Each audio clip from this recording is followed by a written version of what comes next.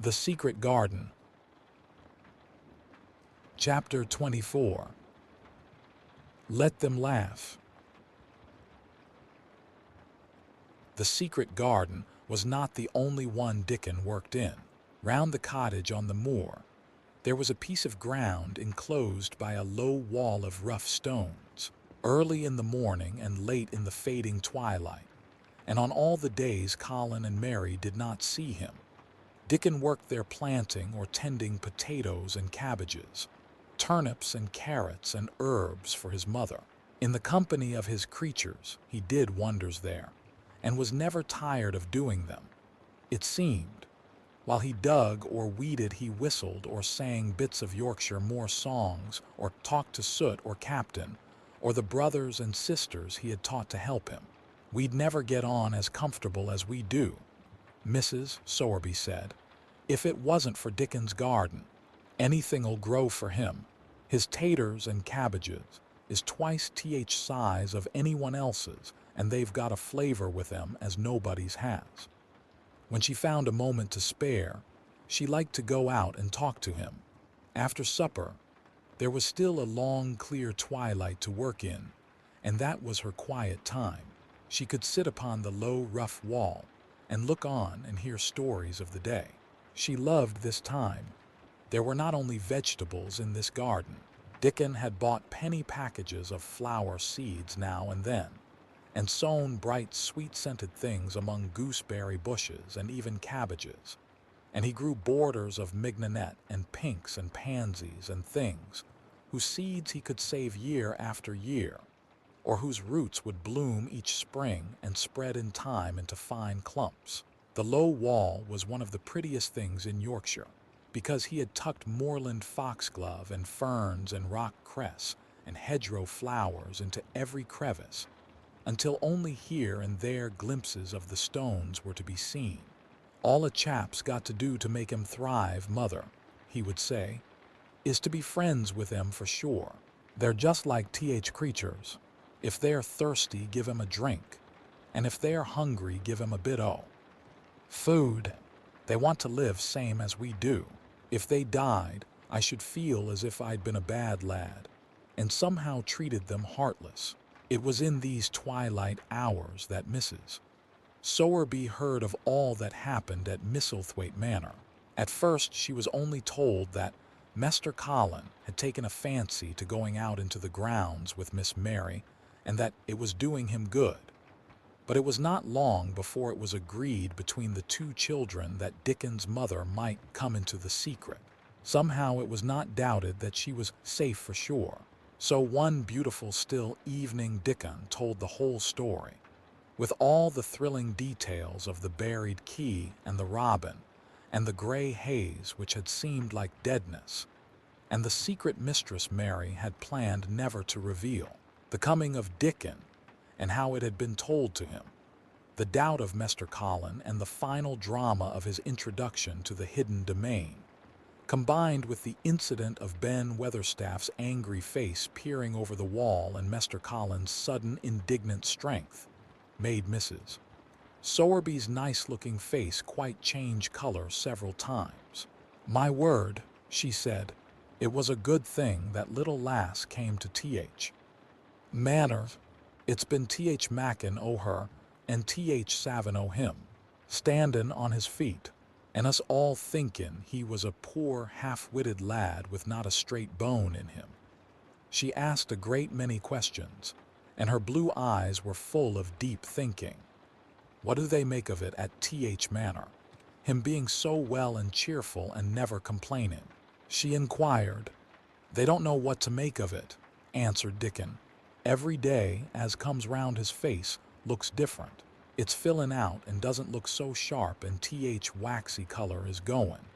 But he has to do his bit o' complainin'," with a highly entertained grin. "What for, I mercy's name?" asked Mrs. Sowerby. Dickon chuckled. "He does it to keep them from guessin' what's happened. If the doctor knew he'd found out he could stand on his feet, he'd likely write and tell Mester Craven. Mester Colin's savin th secret to tell himself.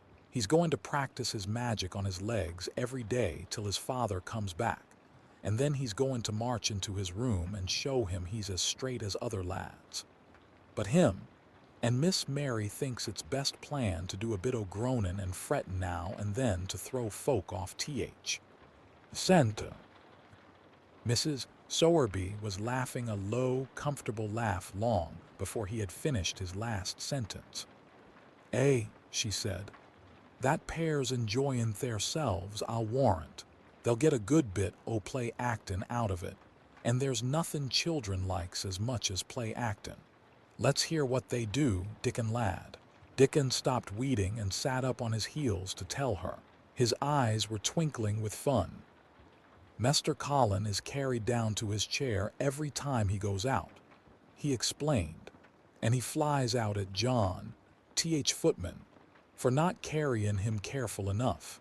He makes himself as helpless looking as he can and never lifts his head until we're out o' sight o' house. And he grunts and frets a good bit when he's bane settled into his chair. Him and Miss Mary's both got to enjoyin' it, and when he groans and complains she'll say, poor Colin, does it hurt you so much? Are you so weak as that, poor Colin? But trouble is that sometimes they can scarce keep from bursting out laughing. When we get safe into the garden, they laugh till they've no breath left to laugh with, and they have to stuff their faces into Mr. Colin's cushions to keep the gardeners from hearing, if any of 'em's about. More they laugh, better for 'em, said Mrs. Sowerby, still laughing herself. Good healthy child laughin's better than pills any day o' year. That pair'll plump up for sure. They are plumping up, said Dickon. They're that hungry they don't know how to get enough to eat without mackin' talk. Mr. Collins says if he keeps sending for more food, they won't believe he's an invalid at all. Miss Mary says she'll let him eat her share, but he says that if she goes hungry she'll get thin and they mun both get fat at once. Mrs. Sowerby laughed so heartily at the revelation of this difficulty that she quite rocked backward and forward in her blue cloak, and Dickon laughed with her. I'll tell thee what, lad, Mrs. Sowerby said when she could speak. I've thought of a way to help him. When Tha goes to in mornin's Tha shall take a pail o' good new milk, and I'll bake him a crusty cottage loaf, or some buns currants in 'em, same as you children like. Nothing's so good as fresh milk and bread. Then they could take off edge o' their hunger while they were in their garden, and fine food they get indoors polish off corners. Mother, said Dickon admiringly, what a wonder Tha art.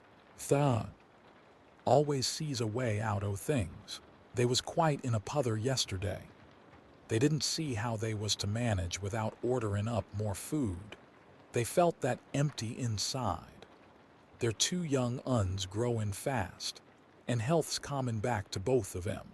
Children like that feels like young wolves and food's flesh, and blood to 'em, said Mrs. Sowerby. Then she smiled Dickon's own curving smile. But they're enjoyin' theirselves for sure, she said. She was quite right. The comfortable, wonderful mother creature, and she had never been more so than when she said their play actin' would be their joy. Colin and Mary found it one of their most thrilling sources of entertainment. The idea of protecting themselves from suspicion had been unconsciously suggested to them first by the puzzled nurse, and then by Dr. Craven himself. Your appetite is improving very much, Master Colin, the nurse had said one day. You used to eat nothing, and so many things disagreed with you. Nothing disagrees with me now, replied Colin. And then seeing the nurse looking at him curiously, he suddenly remembered that perhaps he ought not to appear too well just yet. At least things don't so often disagree with me. It's the fresh air. Perhaps it is, said the nurse, still looking at him with a mystified expression. But I must talk to Dr. Craven about it. How she stared at you, said Mary when she went away. as if she thought there must be something to find out. "I won't have her finding out things," said Colin. "No one must begin to find out yet." When Dr. Craven came that morning, he seemed puzzled. Also, he asked a number of questions, to Colin's great annoyance. "You stay out in the garden a great deal," he suggested. "Where do you go?" Colin put on his favorite air of dignified indifference to opinion. "I will not let anyone know where I go," he answered. "I go to a place I like. Everyone has orders to keep out of the way. I won't be watched and stared at. You know that. You seem to be out all day, but I do not think it has done you harm." "I do not think so. The nurse says that you eat much more than you have ever done before." "Perhaps," said Colin, prompted by a sudden inspiration, "perhaps it is an unnatural appetite." "I do not think so, as your food seems to agree with you," said Dr. Craven. "You are gaining flesh rapidly, and your color is better." Perhaps I am bloated and feverish," said Colin, assuming a discouraging air of gloom. "People who are not going to live are often different." Dr. Craven shook his head. He was holding Colin's wrist, and he pushed up his sleeve and felt his arm. "You are not feverish," he said thoughtfully, "and such flesh as you have gained is healthy. If we can keep this up, my boy, we need not talk of dying. Your father will be very happy to hear of this remarkable improvement." "I won't have him told," Colin broke forth fiercely. "It will only disappoint him if I get worse again. And I may get worse this very night. I might have a raging fever.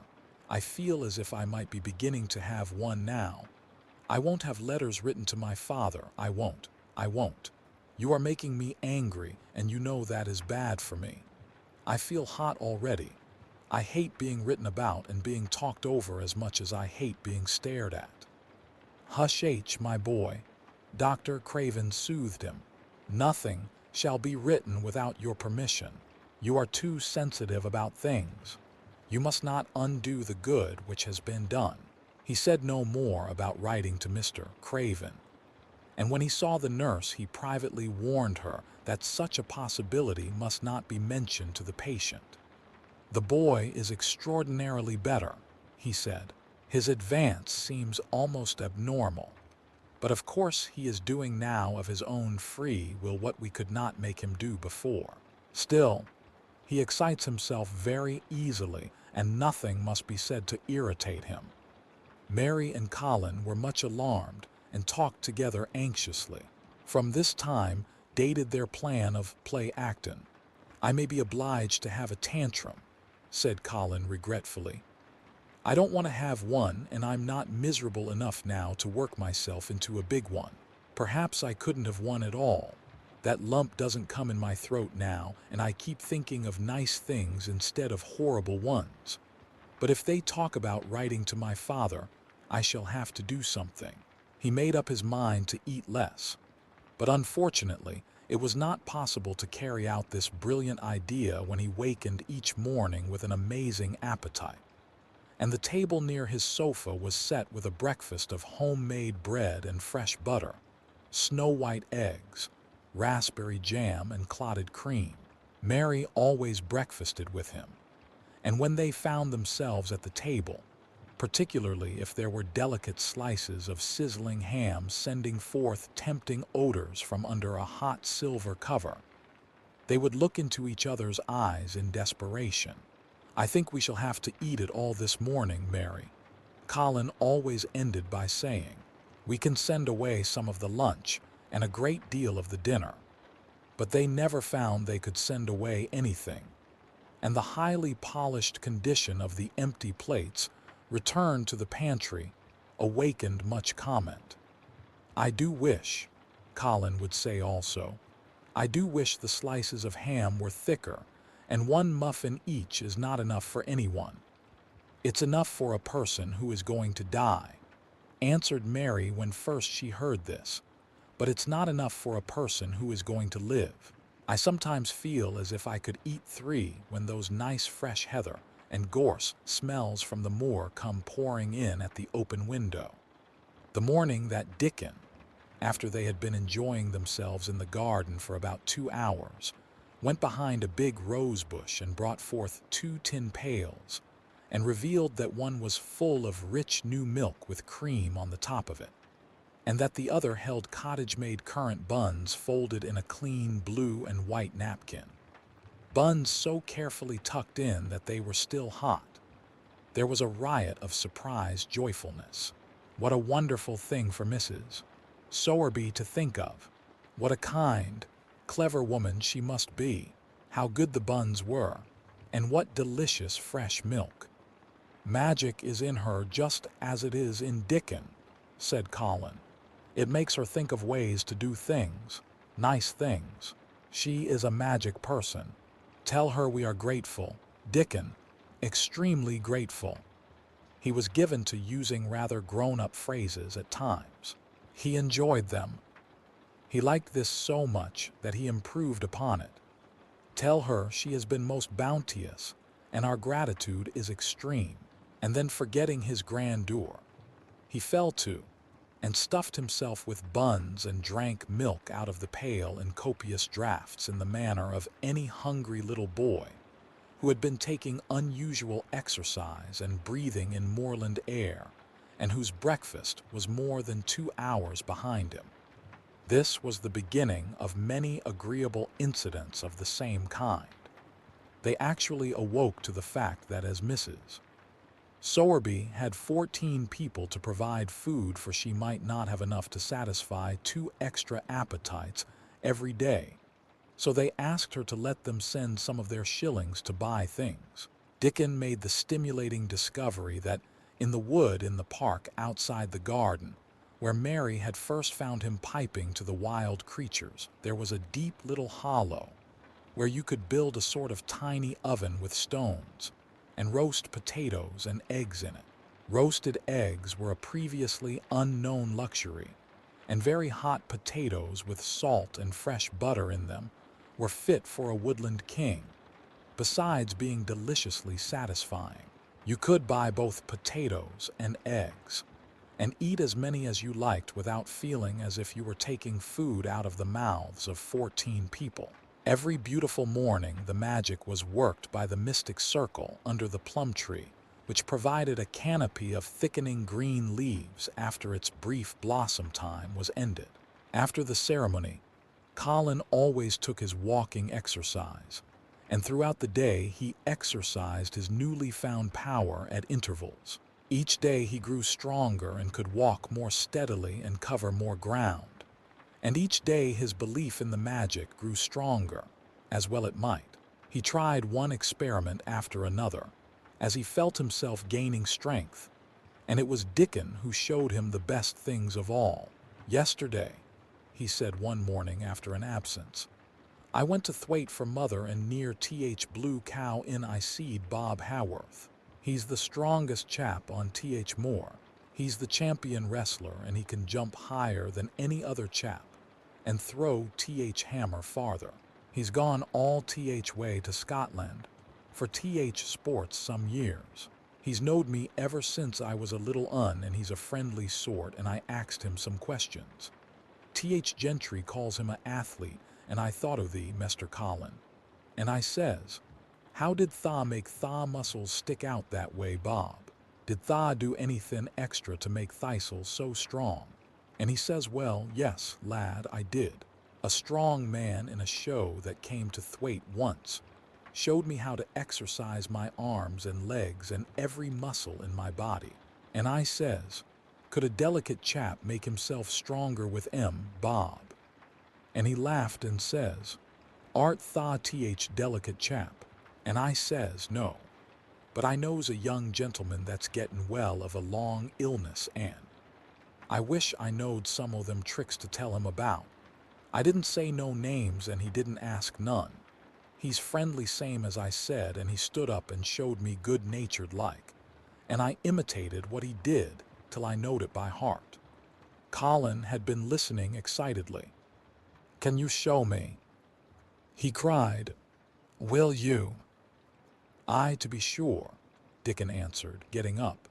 But he says tha mun do gentle at first and be careful not to tire Thistle. Rest in between times and take deep breaths and don't overdo. I'll be careful, said Colin. Show me. Dickon, you are the most magic boy in the world.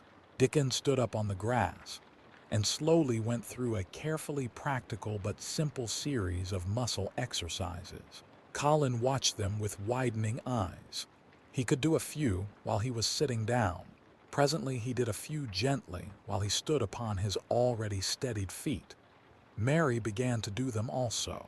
Soot, who was watching the performance, became much disturbed and left his branch and hopped about restlessly because he could not do them too.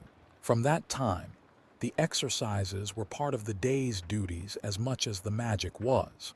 It became possible for both Colin and Mary to do more of them each time they tried.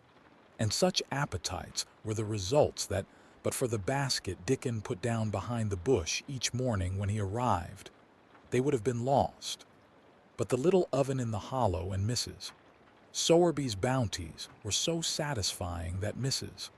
Medlock and the nurse and Dr. Craven became mystified again.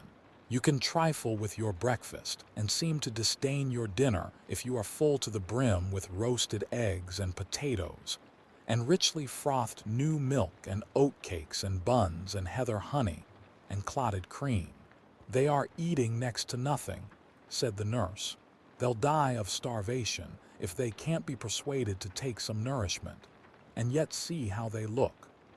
Look, exclaimed Mrs. Medlock indignantly. I'm moithered to death with them.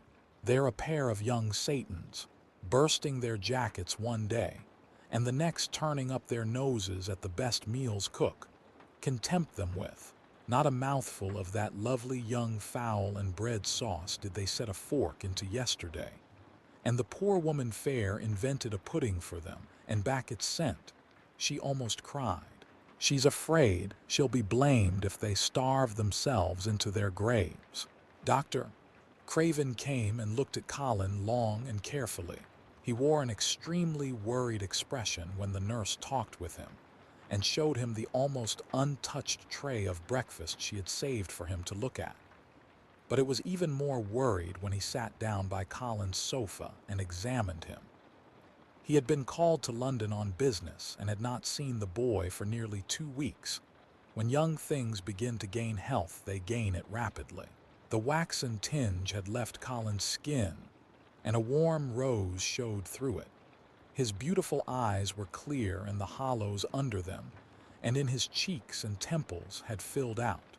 His once dark, heavy locks had begun to look as if they sprang healthily from his forehead, and were soft and warm with life. His lips were fuller and of a normal color. In fact, as an imitation of a boy who was a confirmed invalid, he was a disgraceful sight. Dr. Craven held his chin in his hand and thought him over. I am sorry to hear that you do not eat anything, he said. That will not do. You will lose all you have gained, and you have gained amazingly. You ate so well a short time ago. I told you it was an unnatural appetite, answered Colin. Mary was sitting on her stool nearby, and she suddenly made a very queer sound, which she tried so violently to repress that she ended by almost choking. What is the matter? Said Dr. Craven, turning to look at her. Mary became quite severe in her manner. It was something between a sneeze and a cough. She replied with reproachful dignity, and it got into my throat. But she said afterward to Colin, I couldn't stop myself.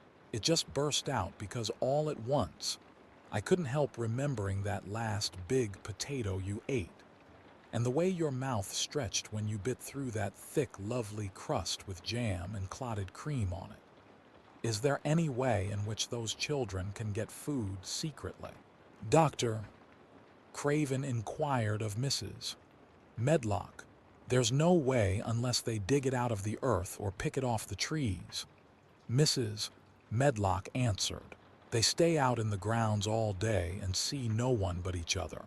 And if they want anything different to eat from what's sent up to them, they need only ask for it. Well, said Dr. Craven, so long as going without food agrees with them, we need not disturb ourselves. The boy is a new creature. So is the girl, said Mrs. Medlock. She's begun to be downright pretty since she's filled out and lost her ugly little sour look. Her hair's grown thick and healthy looking, and she's got a bright color, the glummest, ill-natured little thing she used to be, and now her and Master Colin laugh together like a pair of crazy young ones. Perhaps they're growing fat on that. Perhaps they are, said Dr. Craven. Let them laugh.